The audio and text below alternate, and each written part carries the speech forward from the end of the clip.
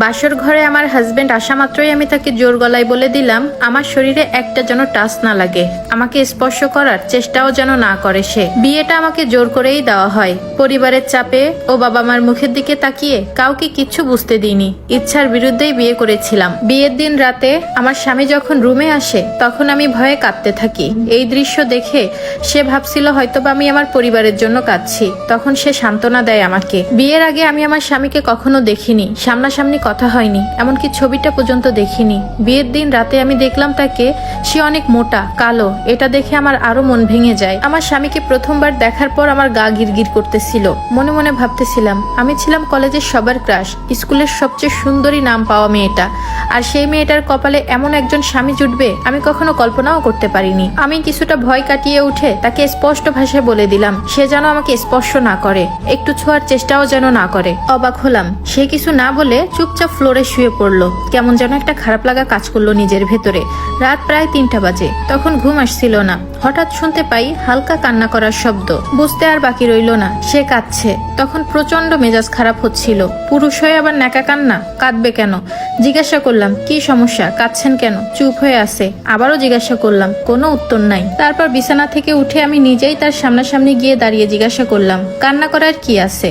তখন আমার স্বামী উত্তরে বলল, আমি কখনো রিলেশন করার চিন্তাও করি নাই, কারণ আমি জানি আমাকে কেউ পছন্দ করবে না। পরিবার থেকে যখন বারবার মেয়ে দেখতো আর মেয়ে পক্ষ যখন আমাকে দেখে মানা করে দিত তখন আমার খুবই খারাপ লাগতো, অপমান ফিল করতাম। আমার বাবা মাকে আমি অনেকভাবে অনুরোধ করেছি আর যেন মেয়ে না দেখে আমার জন্য, আমি বিয়ে করব না, কিন্তু তারা আমার কোনো কথা শোনেনি।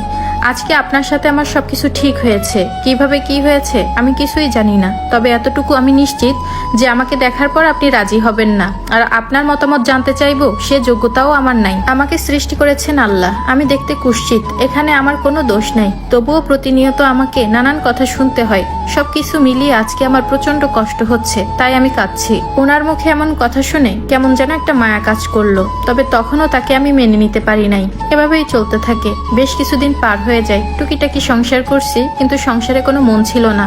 আমার বন্ধু বান্ধব অনেকেই আমার স্বামীকে দেখতে চায়, কিন্তু লজ্জায় দেখাতাম না, কারণ তার সাথে আমার মোটেও যায় না। হঠাৎ একদিন খবর পাই আমার কাজিনের ডিভোর্স হয়ে যাচ্ছে, কিন্তু ওরা তো দুইজন ভালোবেসেই বিয়ে করেছিল। ওর হাজবেন্ড দেখতে মাশাআল্লাহ কি যে সুন্দর, যেমন উঁচু লম্বা তেমনি হ্যান্ডসাম, আর এদিকে আমার কাজিন, ও দেখতে অনেক সুন্দর, কিন্তু ডিভোর্স কেন হবে? পরবর্তীতে জানতে পারলাম ওর স্বামী ওকে প্রায় অত্যাচার করত, মারধর করত। সেদিন থেকে এসব ভাবতে ভাবতে ডিপ্রেশনে চলে যাই। একটা সময় পর আমি অনেক বেশি অসুস্থ হয়ে যাই, এতটা অসুস্থ যে আমাকে হাসপাতালে অ্যাডমিট করতে হয়। যেদিন রাতে আমাকে হাসপাতালে নিয়ে যাওয়া হয় সেদিন পুরো একটা রাত আমার স্বামী না ঘুমিয়ে আমার পাশে বসেছিল।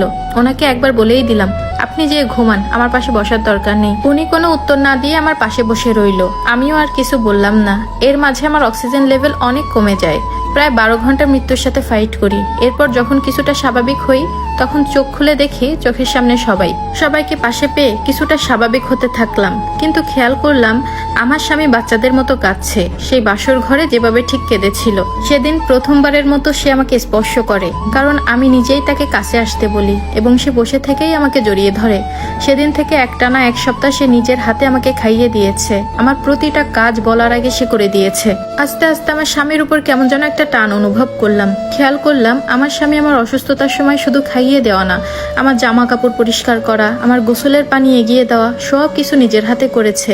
একটা স্বামী কিভাবে একটা বউয়ের এত পরিমাণ যত্ন করতে পারে? হঠাৎ খেয়াল করলাম এই মানুষটার প্রতি কেমন যেন একটা ভালোবাসা দুর্বলতা কাজ করছে আমার ভেতরে।